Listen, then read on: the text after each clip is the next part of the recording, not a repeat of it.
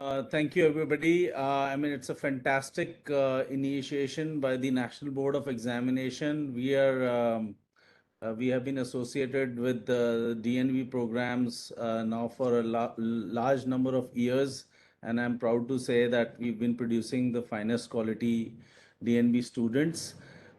We have here Dr. Shrishti Banerjee, who is actually a newcomer to the program. She's just about 1 year old in the primary DNB scheme of things. And of course, I'd not like to come in between her and the audience and the panelists. She's presenting a case of a nasal mass presenting as bleeding epistaxis. And the format that I have been made to understand is just like you prepare a case in the national exam. So she's going to present the case and leave the open house for questioning and discussions. We have, of course, done our own management later on in this case, but I have not included our perception. We have asked her to present it as a case, as a student would to the examiners. Over to you, Shrishti. Good evening, sirs. Good evening to all the listeners and the audience. I beg your pardon for the glitch we had. So to begin with the presentation, we have a 48-year-old female homemaker by profession, resident of New Delhi, who came to us with complaints of nasal bleed and headache, each for a duration of 4 months, nasal obstruction for a period of 3 months, and blurring of vision for 1 month duration. Now, the history of presenting illness. The nasal bleed was intermittent in nature. They were spontaneous, bilaterally observed, more from the left side compared to the right. It varied in quantity from streaks of blood and sputum, gradually progressing into spoonful episodes. There were no noted aggravating factors. However, it was relieved temporarily on cold compression. There was no history of any other systemic bleed. Talking about headache, the patient had a history of 4 months, which was diffuse, insidious in onset, dull ache in character, non-radiating with no diurnal or postural variations. It was relieved with medications and there were no aggravating factors noted.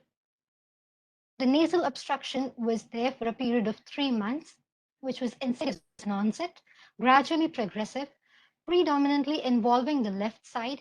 There was no diurnal variation or positional variation. There were no aggravating or relieving factors. Mouth breathing and snoring both are noted. However, there were no choking spells, daytime sleepiness, or nocturia noted in this patient. The patient had complaints of blurring of vision for a period of 1 month. It was insidious in onset, involving the left eye, gradually progressive. However, there was no history of double vision, no apparent bulging or sinking of the eye or restriction of eye movements. There was no sensation of foreign body or photophobia or flashes or floaters in the patient. There was no diminution of color or near or distant vision. There was no history of anticoagulant, antiplatelet drug use or disorders of blood clotting pathways, fever, cough, weight loss in the patient. There was no history of anosmia, hyposmia, speech disorder, excessive sneezing, trauma to the nose, or history of nose picking in the patient. There was no history of hearing loss, ear discharge, dizziness, or tinnitus. There was no history of teeth loosening or loss of teeth or numbness over the face. There was no or swelling in the neck, nasal regurgitation noted. The past history was not significant, either medically or surgically. There was no history of blood transfusions in the patient. The personal history revealed a disturbed sleeping pattern. The family history did not have any history of tuberculosis, malignancy, or bleeding disorder. Examination. The patient was conscious, cooperative, and oriented during the course of the examination. She was sitting comfortably. She had an average build. Her vitals were well within our limit. I beg your pardon. There was no pallor, icterus, clubbing, koilonychia, cyanosis, or generalized lymphadenopathy noted in the patient. The general systemic examination did not reveal any significant finding. Specifically, the ENT examination, the examination of nose, The external framework was normal, symmetry was maintained. There were no mole, vesicle scars, sinus fistula, swelling, follicles, or pus points in the patient. There's no history of stenosis in the patient. On anterior rhinoscopy, Srishti, can I ask a question here? Lisa. Srishti, we just concluded the history. I'd like to know, Right. you did not mention anything about the treatment history the patient had, because the patient is having recurrent episodes of nasal bleed with progressive nasal obstruction. So what was the treatment taken by the patient during this period? So during the initial part of the patient did not seek any treatment. She had been trying to manage it by nose pinch, and she was trying to manage it conservatively. It was only after it had developed into spoonful episodes that she got scared and was triggered to come to us. On this note, I'd like to mention that during our examination also, we did not see any frank bleeding during the examination. Like I'll be telling about this in the examination also. So when the patient reported to you, it was main concern of nasal obstruction or bleed. What was the main concern to the patient? Because as the patient has not taken any specific professional treatment. Right. So it was the nasal obstruction which triggered her to come meet us. However, the inciting factor was her blurring of vision. So that was what triggered her to come meet her general physician, and thereafter she was referred to us. Okay. So based on the history, a 48-year-old female with the unilateral nasal blockage, progressive, mild to moderate nasal bleed. What is your provisional diagnosis? We are not talking about examination, right? Right. Based on the history, how will you justify what can be the cause of this? Just So, based on history. based upon history, she is having a 4-month episode of nasal. Since the past 4 months, she's been having nasal obstruction. So I would like to conclude that she might be having a nasal polyp, which might be secondarily infected, which would result in Correct. chronic sinusitis, which might be inducing her. Okay. Okay. Okay. So you were one can Question. be, it can be a, yeah. Bolo. Yeah. So you are expecting it to be first case possibility of a nasal polyp, but do patients with nasal polyp give history of bleeding? So, outside, it is not very common to see a bleeding in a nasal polyp. But of course, if we have a patient with an acute on chronic rhinosinusitis, so there are chances where we might see bleeding in the patient. What So Dr. acute Nitin and is chronic asking is very sinusitis. clear, that etiology has to be either infective, inflammatory, or neoplastic. Am I clear? Right, sir. Hello. So, in your case, based on a history, either it can be an infective,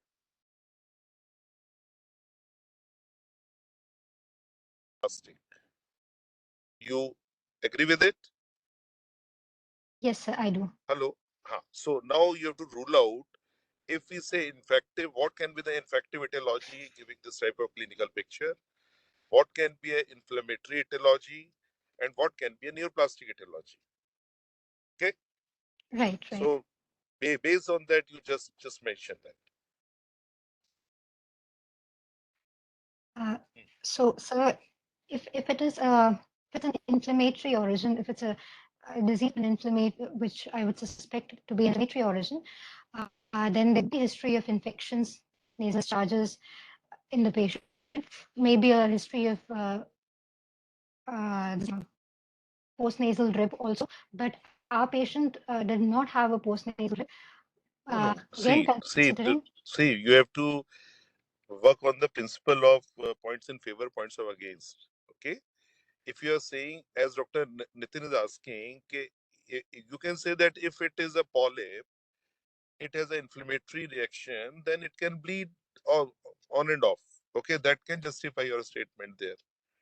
Right. Okay. Right, So sir. so you have to give your points favor against. Why you think so, why you don't think so. Okay. Okay. Okay. हाँ बताइए. I am not in, like the reason why I am not thinking about a malignant pathology at the outset is one, considering she's a female, considering her age group, and then uh, again her symptoms did not have any history of extracranial or rather cranial nerve involvement. Again, it was relatively slow going. There were no systemic history, like there's no history of weight loss noted in the patient. See, nasal malignancies usually do not have cachexia. Cachexia is mainly related with aerodigestive malignancies. Okay. Right, So it right, is sir. not that patient who's, this is not that always nasal malignancy will have cachexia or weight loss history. It's not like that. Okay. Okay. I think we go ahead with your examination, then we can have questions. The other panelists can ask questions. Go ahead with the examination. You were describing. Right. So on inspection, Right. so may I please proceed? Please go ahead. Thank you. So on inspection, the external nasal framework was normal. The symmetry was maintained. There was no dorsal hump or typtosis noted. There was no mole, vesicle, fistula, or swelling or follicles or pus point noted in the nose on external examination. Anterior rhinoscopy revealed a normal external layers on both the sides. The vestibule had normal pinkish mucosa, did not have any active bleed or discharge. There was bilateral inferior turbinate hypertrophy, and the nasal passage on the right side had restricted vision because of the interturbinate hypertrophy. However, on the left side, we noted a bluish mass between the septum and the inferior turbinate.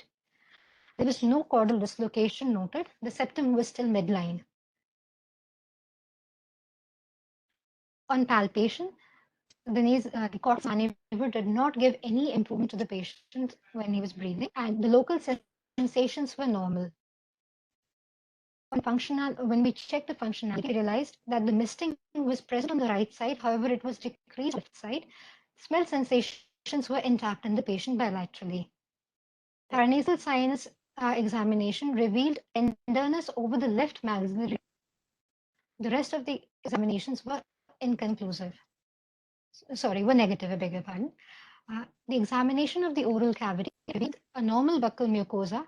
There were no loose teeth. The gum was normal. The tongue movements were normal. Bilateral grade 1 tonsillar hypertrophy was noted. Hard palate was normal with no swelling. Uvula was central and soft palate was intact. There was no postnasal drip. Gag reflex was present and swallow efforts were good for the patient. The neck did not reveal any cervical lymphadenopathy. Bilateral ears, the tympanic was normal and mobile. On tuning fork examination, we received a normal results in both Rennie and Webbis. Fossil bone conduction was same as the examiner. All cranial bones were bilaterally intact. Examination of the face revealed an intact facial symmetry with a normal intercanthal distance of 3.1 centimeters. There was no swelling or ecchymosis appreciable. Bilateral eyes did not have any proptosis. The movements of the eyeball was normal. The conjunctiva was normal. Color vision normal, and visual acuity was within normal limits.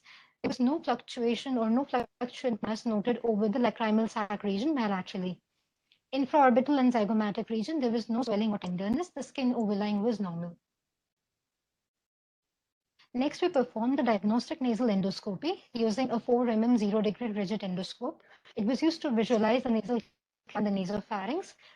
We had done it both with decongestion and without congestion. However, no difference was noted before and after local decongestion.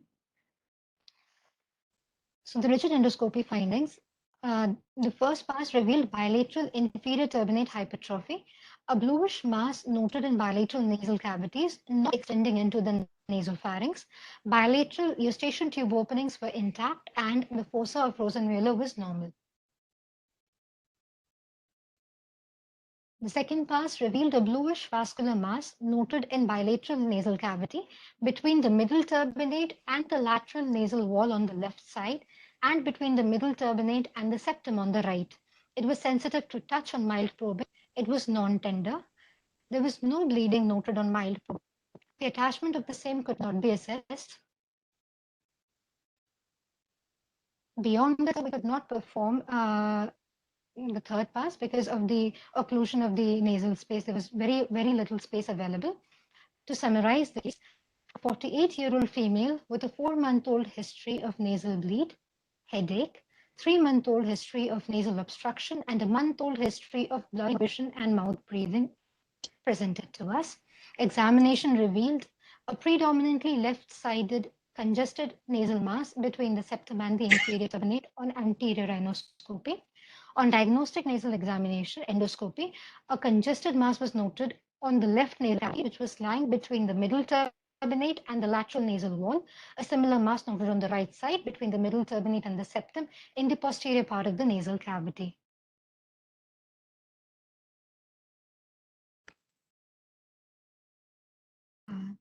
Now, the points to be considered while managing the patient. 1 minute. I'd like to stop you here, Shrishti. Thank you. So the first part was obviously the history, sir, and then the examination, and then is a brief summary of the case. So I have asked her specially to stop at this point and ask for your considerations and questions, because I mean, I would like to take her to the management point only once we have a Diagnosis in mind. questionnaire examination. Yeah. Right, sir. So I'll not like to take questions to her, but you would like to the house to ask her. Okay, Dr. Srishti, very nicely presented case. You have made it very clear, the case scenario. But now we start with what is the standard training. So what provisional diagnosis after taking the history and doing the clinical examination of the case? What is the provisional diagnosis? Sir, I would diagnose it as an nasal mass of unknown origin, a vascular nasal mass of unknown origin. Okay. That in your earlier statement, you said that you do not want to categorize as a malignancy straight away. Right. And the picture that was some I'm so mucosal sorry, bulge. sir. No. I'm saying that it was appearing as a submucosal with a smooth surface. Am I clear? Right. Am I audible? Right. Okay. Yes, sir. Yes, sir. So what is the you think can be a benign? You think it to be a benign neoplasm? So considering the way this tumor has grown and it has presented to us, I would like to believe that it is a benign neoplasm because it's Okay. smooth. It seems to be well encapsulated. There's no pain. There was no involvement of any cranial nerves. Okay. So can you name few vascular benign neoplasm? Yes, sir. So we have an aneurysmal bone cyst. We have Aneurysmal bone cyst, at least I will not consider as a first option, because ABC has a very classical etiological feature. It has to be associated with some history of trauma. This is not the usual sign of site of ABC. Right. That is aneurysmal cyst. It's not the usual site. Okay. So when you make a rare diagnosis, you are rare. So start with first, which is the most common benign vascular neoplasm seen in the nasal cavity.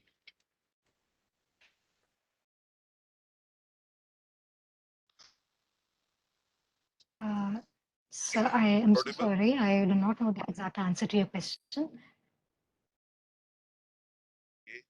Okay, if I say, can it be a hemangioma? This can be a hemangioma. However, on examine, No, because see, nasal. May I ask you some question? Yeah, Nitin, please Yeah, go yeah. ahead. So, आपको पूछना नहीं है नितिन, आप मुझसे ज्यादा पूछो, मैं आपको सवाल सुनूंगा.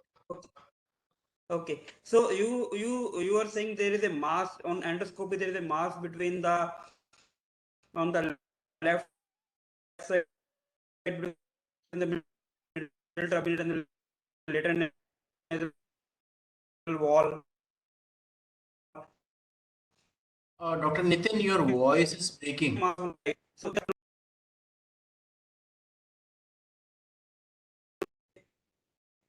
am I audible now?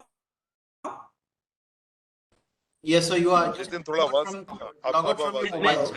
I am speaking from my phone now. May I am Okay, now audible? it's fine. Yes, sir. Yes, sir. Please continue. Yeah, yeah. You have a mass which is present on the left side as well as on the right side. So the septum in between is normal, perfectly normal. There is no perforation or there is no gap between the septum. so on examination, when we did it on the in the endoscopically in a minority, we could not assess the continuity of the septum. However, if I'm allowed to give you the radiological imaging, am I allowed to share that? not at this stage. Not at. Okay, so during our evaluation, we could not comment on the continuity of the septum because the vision was limited by the mass. Did you do say posterior rhinoscopy or nasopharyngoscopy? So the patient was Retrospective. Did you use a say angled endoscope and try to see what is the posterior extent of the mass? How is the septum, posterior part of septum? so when we tried to use try to do a posterior endoscopy, the patient did not cooperate. Even after spraying 10%, we could not get the patient to cooperate with us for that examination. I'm sorry. See today, this answer is not acceptable in any exam. That Okay. you could not do say endoscopic evaluation. You could not give local anesthesia and examine the patient. Okay. So, love is that you have to have patience, thrice, and patients cooperate. You can examine. Okay. हाँ, सृष्टि आपको आवाज आ रही है मेरी? Yes, sir. I just missed the last statement. Could you please repeat? I'm saying that today candidate cannot say I could not examine with endoscope because patient was not cooperative, because there's such good local anesthetics available. So we did use 10% lignocaine, but even after that, the patient did not. उसके बाद भी cooperate नहीं कर रहा था. Okay, but you think that it should be done to know the posterior extent of the mass and to evaluate the posterior septum. What Dr. Nitin is trying to ask, then you would have answered that how for septum, whether it was intact or eroded. Okay. Right, sir. Right. Okay. Nitin, over to you. Go ahead. Nitin, are you there? Okay. I think उनका connection. तो आप ये कहते हैं कि तो आप मुझे बताइए, आपने पहले का ABC ना? Yes, sir. First diagnosis. Any other diagnosis comes to your mind? It can be an hemangioma. Okay. What type of hemangioma? What are different types of hemangioma seen in nose? So we have a cavernous hemangioma. Okay. So you think what is the site of origin of this vascular mass?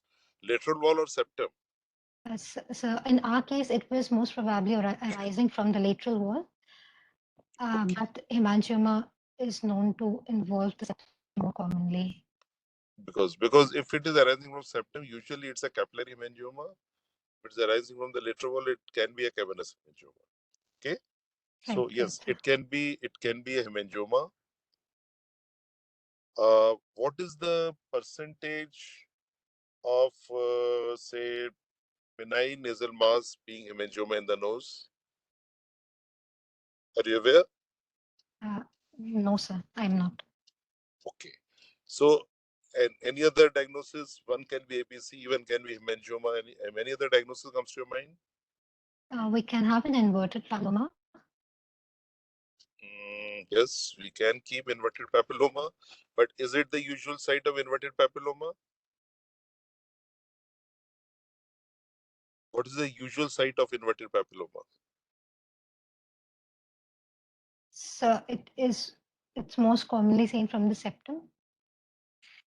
Inverted papilloma commonly seen from septum. So it's Are post. you sure? Sorry, it arises slightly posteriorly compared to the presentation which we have in our case. What is the site of Okay. origin?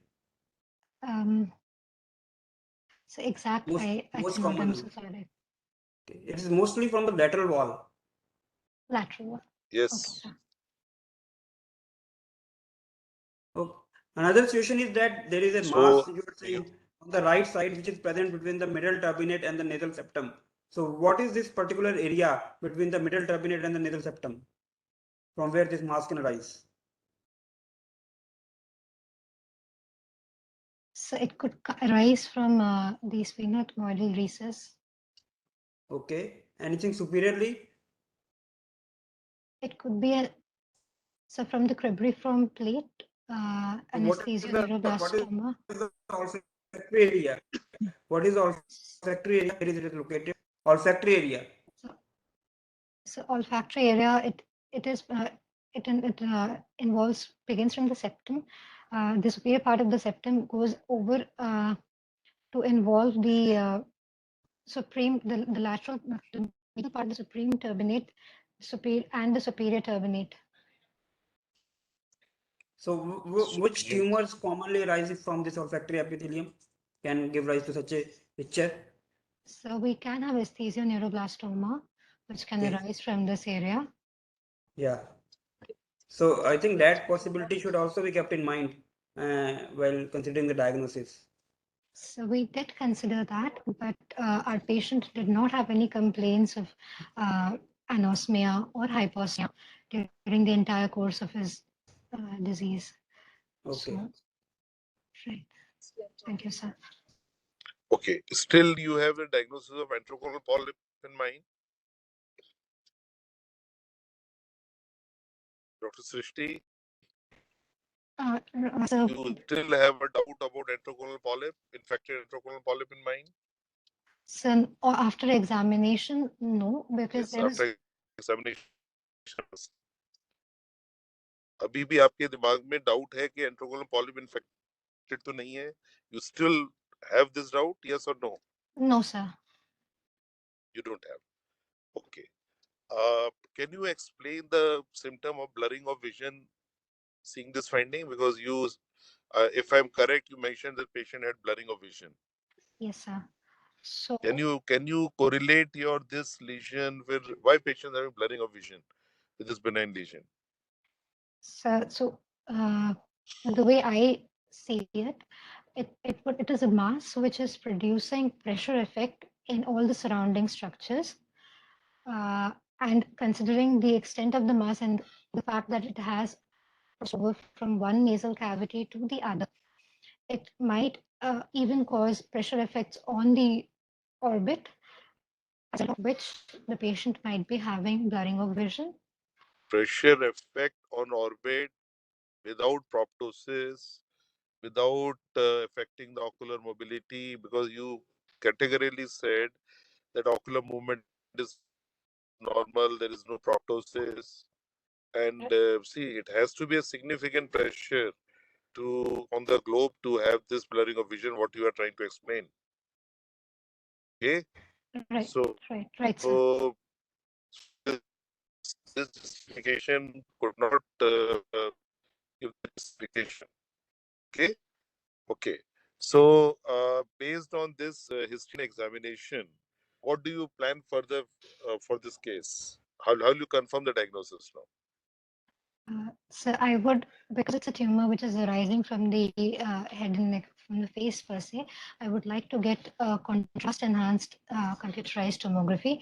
Again, because it's a vascular tumor, so I'm suspecting it to have the vascularity. So my first investigation of choice would be CECT of the nose and nasal sinus. Okay. Okay. Would you like to explain a requisition CCT, nose and PNS? Okay. What should be the section width you want? You like to involve the skull base also?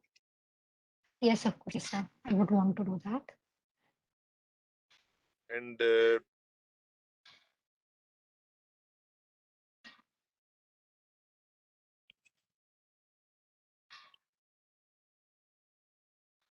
hello, Yes, sir. am I audible? So your voice is Hello. breaking. Say your voice is breaking. I'm sorry. Dr. Saurabh, Okay. you Now, may, Dr. Saurabh, yeah, hard sir. you may stop your video and continue, sir. So, what requisition you are going to fill in to the radiologist? Just tell me. Besides the name and other information of the patient, what are you going to write on the requisition for CT scan? Initially, I'll begin with a short history of the patient and the presenting complaints and the features, clinical features which I observe. Next, I would like to tell him that I would want a contrast enhanced tomography of the nose paranasal sinus with special comment on the extent of the mass which is observed on endoscopy. Okay. What You would, will be what would be the asking for all the three cuts? Yes, coronal axial and All sagittal, all the three cuts. Yes, sir. you have to specifically ask for all the three sections because Yes. in your case you have to have all the three sections. Nitin, I I think understand. was asking something. Please go ahead, Nitin. so Nitin, go what ahead. would be the width? What would be the width of your sections you want to requisition, write on the requisition? Sir, I do not know an answer to that one. I'm sorry. So what basically happens is that when we are doing the CT scans, if the sections are say 3 or 4 mm, we can sometimes miss certain findings, especially anterior ethmoidal artery, which has a dimensions of only about 0.9 millimeter. So ideally it should be less than 1 millimeter. So cuts should be there, maybe 0.6, 0.8.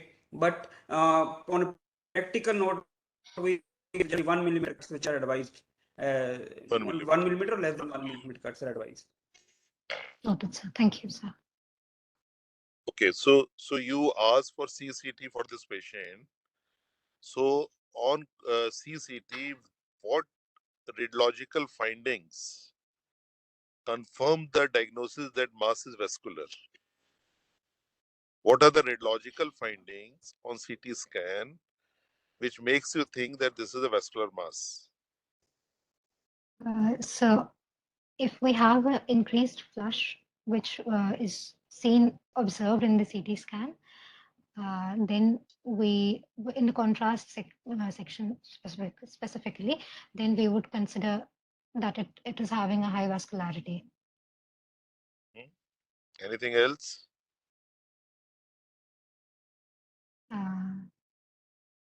So I'm sorry, sir. Have That's you all. heard something like salt pepper appearance? Yes, sir. What is it? What do you mean by salt pepper appearance? So basically, so on the radiological imaging, we would see speckles of speckles of hypodense areas over the density. So Okay. Many times you might have heard the term variegated appearance. Have you heard the term variegated appearance? no, sir. Because it is an enhancing mass once the contrast is there. Okay. Now you did a CT scan. Only CT scan will suffice, or you'll ask for management? Or SRISHTI, am I audible? Hello. So please repeat the question. I'm asking, besides CT scan, is she planning MRI also? Srishti hello just वहाँ पे ना वो जो typist वाला room है उसमें सृष्टि थी बैठी हुई। जरा देखना क्या हुआ था, कम्युनिकेशन क्यों डाउन है, हाँ? Yeah, so we in fact did get an MRI done in this case for the sake of the audience, and MRI angio actually. Yes, I was And going to ask about DSA and all. I was going to talk to her yes, about. yeah. Yeah. So we did that, and fortunately it was did not reveal any major sphenopalatine link, or because it's a slightly lateral and a lower rising mass rather than the skull base. Yeah, she's back, so I'll not Sorry, comment. I had a network error. No problem. It's Shristi, are you able to hear it? So sorry. Are you able to hear it? Srishti, Yes, I can. my first question to you: do you know what is Murphy's law? No, sir. Do you know Murphy's law? It is not concerned with medicine, Shristi. So don't worry. It is something that when you need something the most, it fails at that time. So when we need the technology most, it always fails. Don't worry. Okay. Thank you, So sir. I'm so sorry. welcome back. We were discussing that you said you'll go for a contrast NCT. Agreed. Right. We were trying to understand, do you need any other investigation in this case, radiological? So specifically in this case, and under consideration, we had blurring of vision in the patient. So I would possibly go for an MRI also. Okay, why? So Just justify your request for MRI. Why you want to go for MRI? because she's having blurring of vision, so I want to know whether there is some compression effect because of the tumor, whether is there any extension of the tumor into the. Okay, good. And okay, now we had a CT scan which proved to be a vascular mass. Right. We had a MR which said that it is not or going or not into the orbit. We have got an answer. Anything else radiologically like to do? So one last investigation which possibly I might go for would be to get to if it is having a high vascularity, then preoperatively I would to her to undergo an embolization, but again that shall be depend upon the amount of vascularity the tissue is showing. No. See, if it's a vascular mass, it has to be having vascularity from somewhere. Okay. So, are you not interested in knowing which is the feeder vessel from where the blood flow is coming to this mass? You said Are you not interested? embolization. You said No. embolization. How do you do embolization before that? Yeah. What do you do to do the embolization? So we need to identify the feeding vessel, which we can do it through a DSA, or we can also go for an CT angiogram.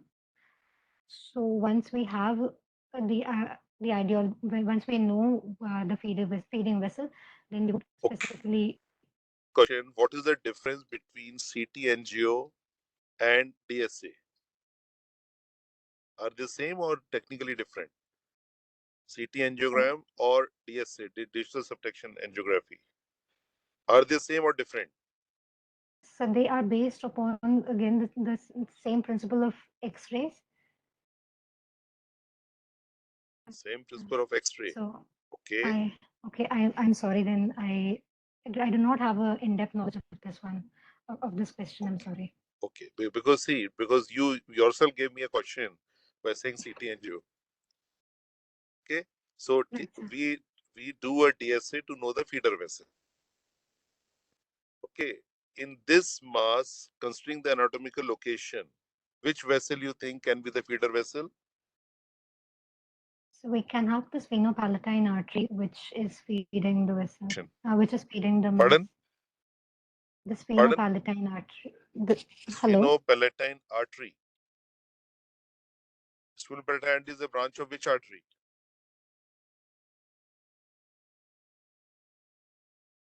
Dr. Srishti, are we audible? Yes, sir. You're So audible, sir. the sphenopalatine branch is the branch of which artery? Who is the father? Who is the grandfather of this artery? So it comes from the external carotid artery. That is the Grandfather. great grandfather. Yeah. Then it branch it into what? To come to the nose. Okay, you are right that it comes from extracarotid artery. So which branch of extracarotid artery? Then further branch, just tell me the tree. So I'm so sorry. I won't be able. Srishti, you are a first year PG, we understand. But I think anatomy is the best knowledge of anatomy is with first year PG. Okay, so you should Right, sir. know, because when you're talking about a vascular mass, so you have to know that which vessel, suppose if it starts bleeding like a fountain, then what to control, how to control, we should know. Right, sir. Right, sir. Okay, okay. Right, sir. So you did a DSA, you did a CT. Uh, Dr. Manish, are we allowed to then ask her to share the? Yes, of course, Will of course. I mean, for you be all able to sake. But yeah, I was also realizing that I mean, she was a little bit early into the course, so can't help it. She has prepared it well, हाँ, but नहीं, नहीं, थोड़े नहीं, yeah, yeah. You can ask anything, sir. She knows at least about the case. Yeah. Just a question regarding क्या हम MRI. What additional information go ahead. apart from CT, which CT doesn't give, will help us to know patient a bit of any other area. So what additional information is given by the MRI? Again, if it's a soft tissue which is if it's a soft tissue lesion, then an MRI would be a better choice of What information an MRI will give extra in terms of its intra-orbital extension or intracranial extension? So the involvement of the skull base. That information can also be given by CT also. So yes, it can be. Okay. Any histological diagnosis you want to clinch taking a biopsy beforehand in this patient? So your voice is cracked. Can you please repeat? Any role of biopsy? So, Histopathology, we can. histopathology. Yes, histopathology. The results would go a large way in determining the way of management which we'll be doing. But again, it needs to be done preoperative biopsy. It needs to be done under controlled settings with adequate equipments in hand to control excessive bleeding, if any, during the procedure. So the histopathology would be able to tell us whether it's a benign origin tumor or a malignant origin, which would again define our further line of management. But again, sir, I would like to say that maybe we could send a preoperative frozen section, like an intraoperative frozen section, I'm sorry, which would reduce the comorbidities which we would see if we are doing a biopsy without proper setup. No. Was You biopsy want to done in say this that patient? So preoperative biopsy for this patient, it was not performed. It was the sample was sent after the operation only. Okay, you're right. Like in you just angiofibroma also, we also do not subject the Nitin, patient to biopsy because biopsy can be Nitin, catastrophic on the table. Nitin, we have to correct her here. That see, you said that we did not go for biopsy. We took the patient. We should take the patient for surgery and excise specimen that is known as excisional biopsy. Okay, the term Right. used is known as excisional biopsy for any lesion which you are not doing a biopsy, but you are trying to take it out and send for histopathology. Okay, so the word uses excisional biopsy. We will not do a punch biopsy here. We can plan an excisional biopsy. Now, what you said just a few minutes before was that you like to go for a frozen section. So, why do you need a frozen section when you have a radiology which is non-invading, you know you are suspecting to be benign lesion, you see a clear, say, plane of resection. So do you still need a frozen section? What is No, the for my indication for for asking for a frozen section?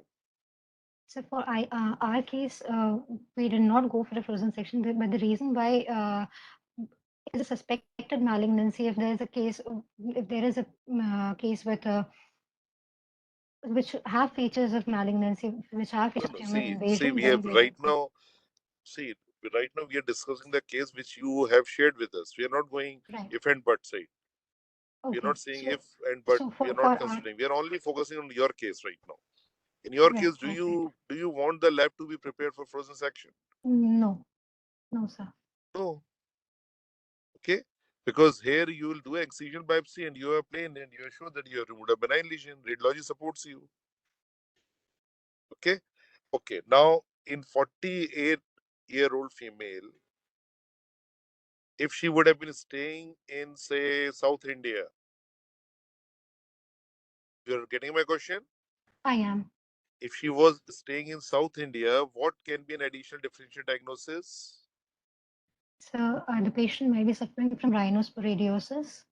Okay, very good. That is more prevalent in South India. Okay, And so what are the clinical features of rhinosporidosis? so again, the patient would present with epistaxis. It would be a mass which is rising within the nasal cavity, Mm-hmm. which is having high vascularity, would bleed on touch also, Mm-hmm. and Mm-hmm. it would have a characteristic strawberry-like appearance of its surface. Its surface is it's not as smooth on the mucosal surface as we saw in Correct. our patient. Correct. So clinically, we were not suspecting, so we did not keep as a differential diagnosis. Now, have you heard or because in first you might have not seen definitely by this time, but have you read or heard about one lesion hemangioparasitoma? So I did read about it. I did come So across the term. because it's a highly vascular, smooth surface tumor arising in many times seen in the nose, usually in the long bones, but it is very commonly seen in nose and sinuses. It's So basically a tumor. Yes, sir. yeah, hemangioparasitoma is a benign tumor or malignant tumor? So it is a benign tumor, but it has features of invasion. It does locally invade. It does not have features of invasion. It's highly vascular, highly vascular. Okay. How the name came parasitoma? Because it arises from the parasites which are surrounding the blood vessels, the capillaries. So something which is arising around the blood vessels, engulfing the blood vessels, that's a highly vascular. Okay. Right, sir. So that is so one differential diagnosis in your case can be hemangioparasitoma also. Okay. We can keep that.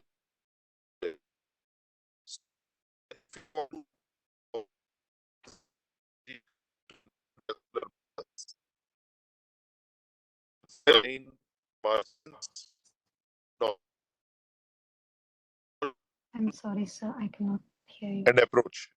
I'm I'm saying sorry. if your radiology gives you a diagnosis, Right.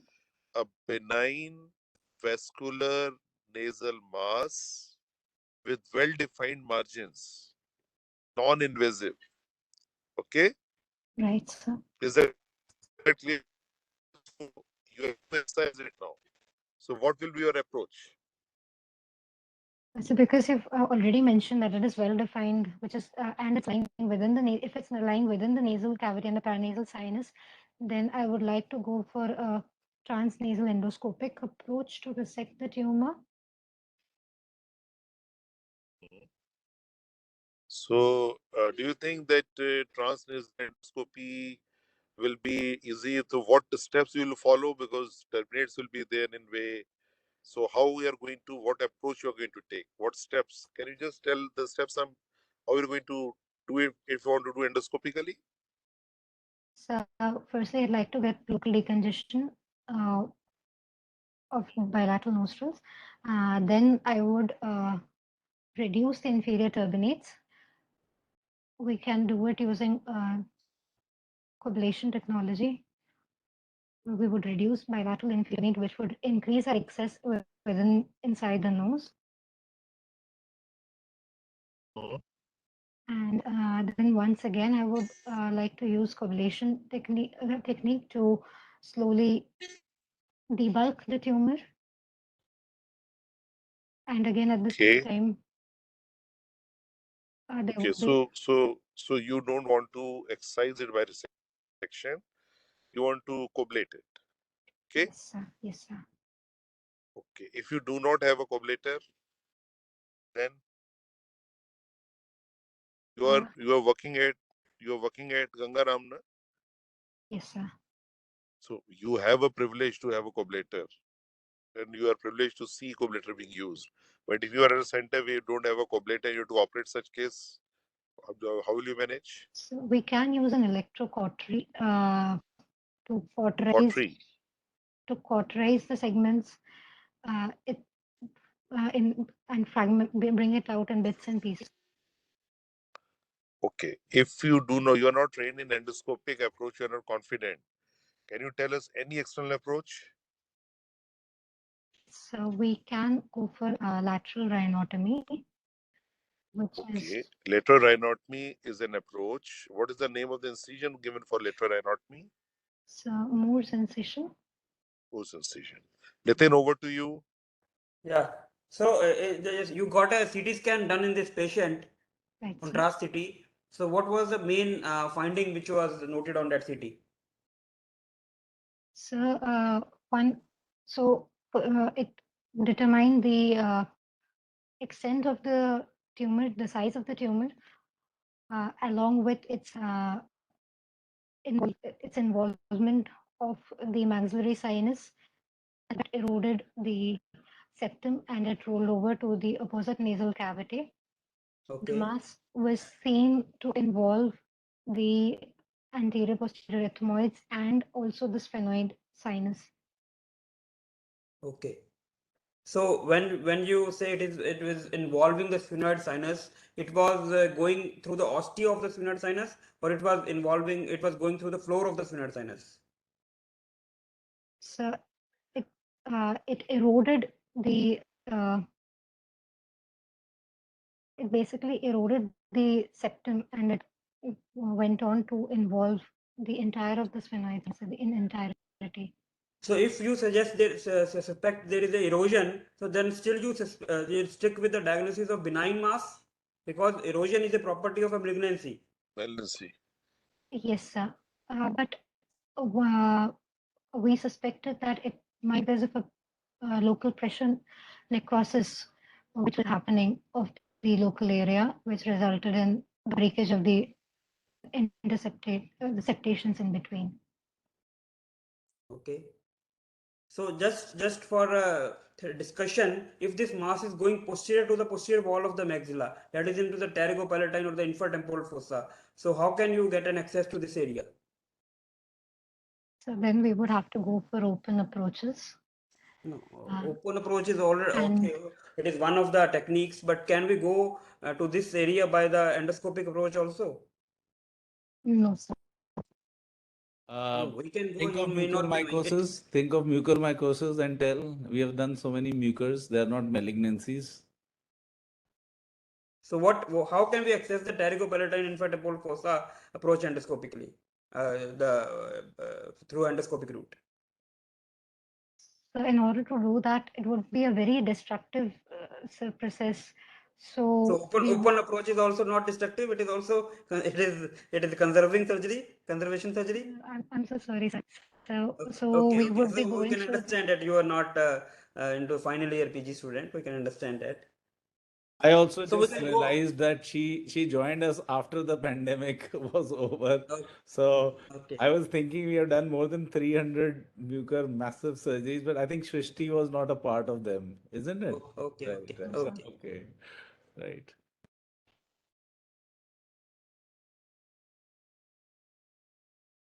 So Okay. what was the outcome of the what procedure was done basically then?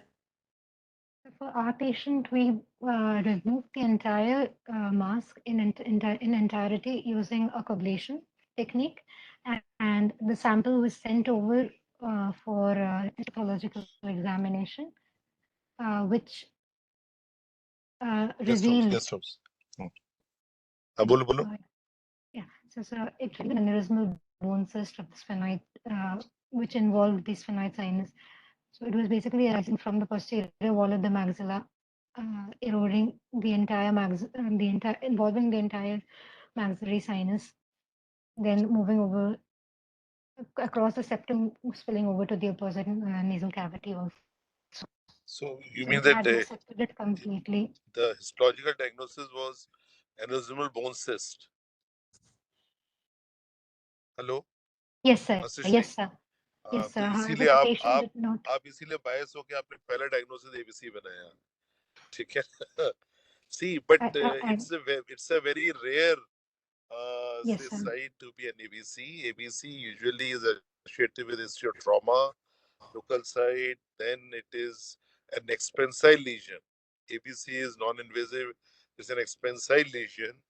So it is, I think it will be, Manish, I think it will, because rare cases are always there.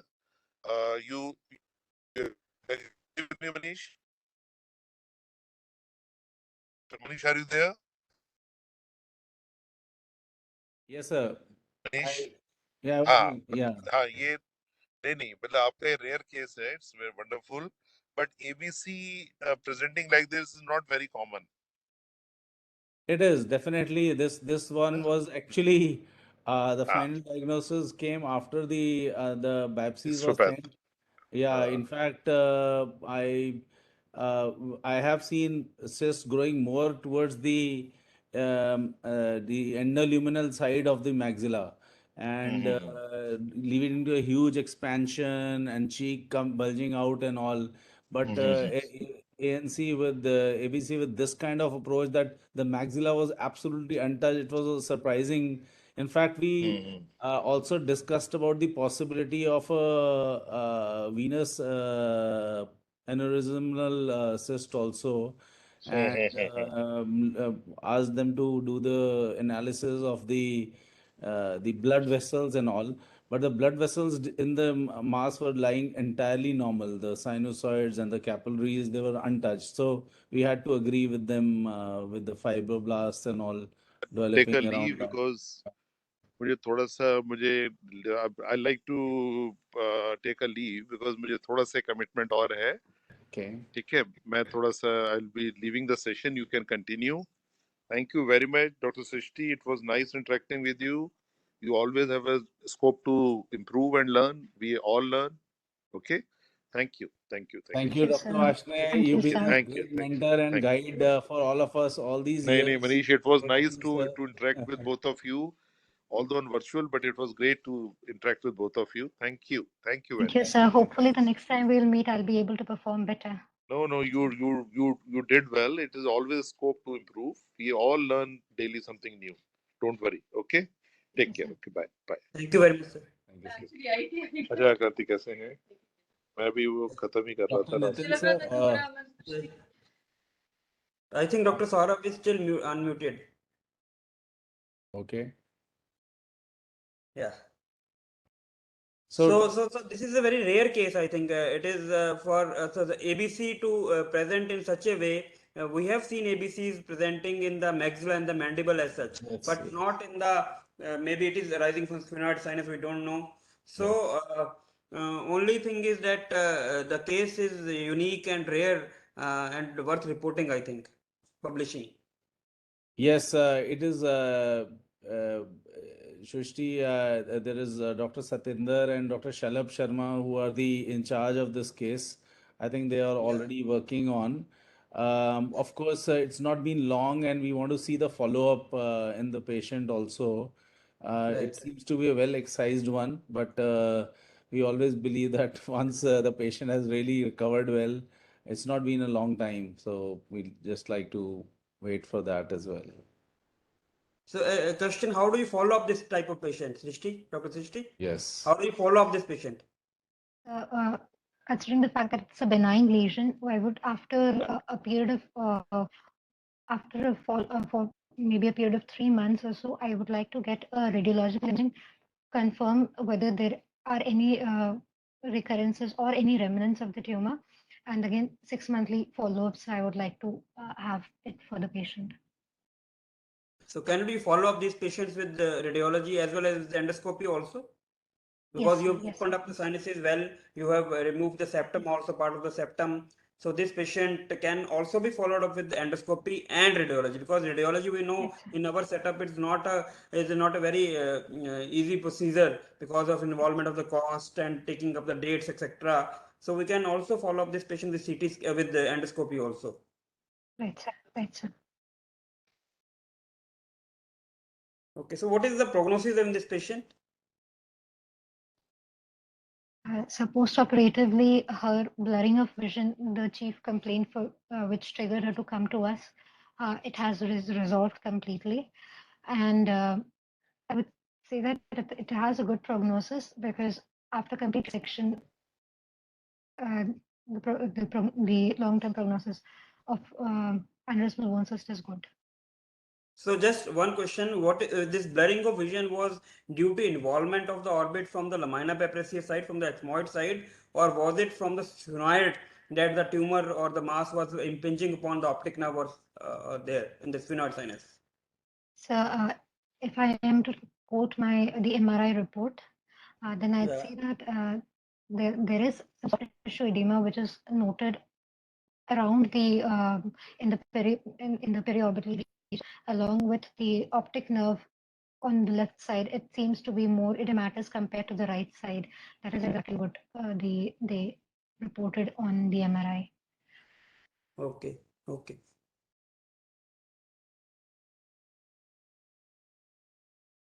So So, I think, I mean, she has done the best she could do, and we are proud of you, Shrishti. Dr.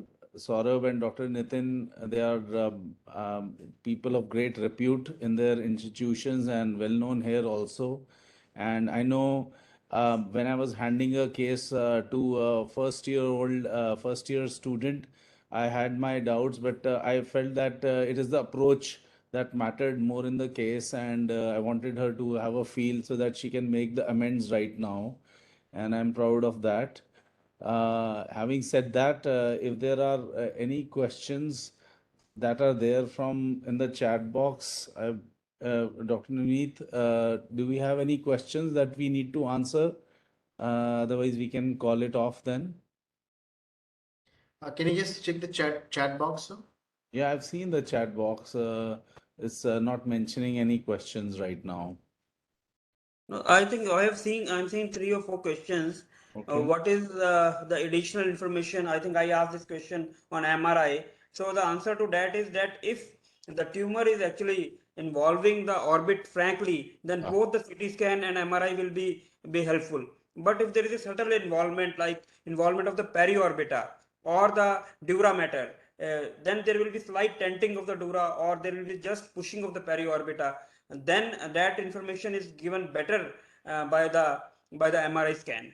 So in those situations, MRI is definitely gives an edge as compared to CT scan. But we need to have both. CT scan is a must, MRI is the addition.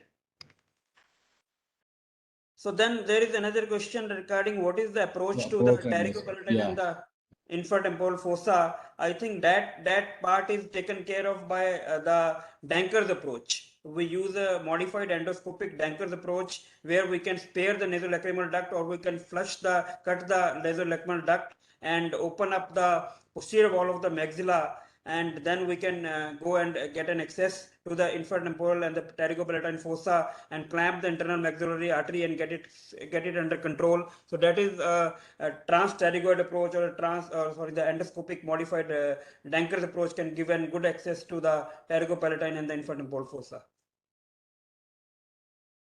Absolutely. I mean, for the PPF, frankly, we could get lucky not have to do a full Denkers, but Yeah. for the fossa going further lateral, definitely that approach is required.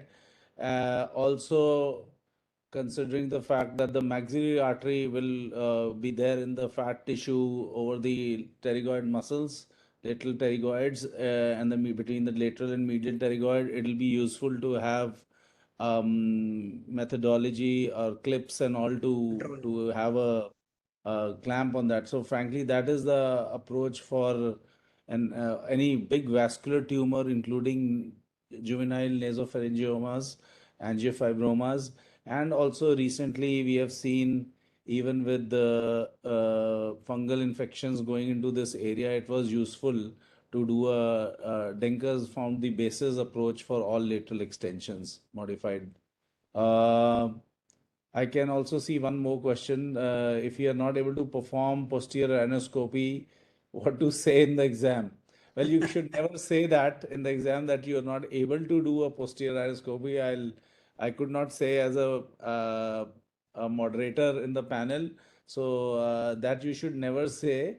But I mean, saying that if the patient declined the posterior anoscopy, certainly you should say that if the patient is not able to do it, then we should have a 70-degree endoscope, which we can use to perform the same. If we are not able to do a transnasal flexible endoscopy in the same patient. So flexible nasopharyngoscopy is also one of the options in uncooperative patients, and also using a 70-degree endoscope like you do it for doing adenoidectomy these days. That also can be done to have an examination.